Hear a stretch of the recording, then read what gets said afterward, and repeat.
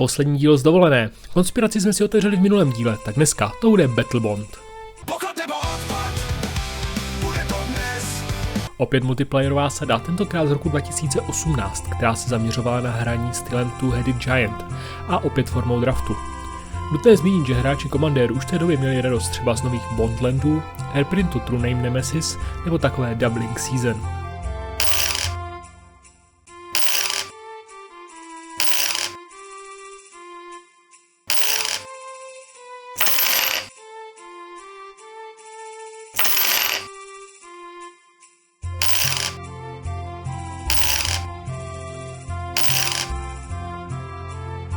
Mě o vlku?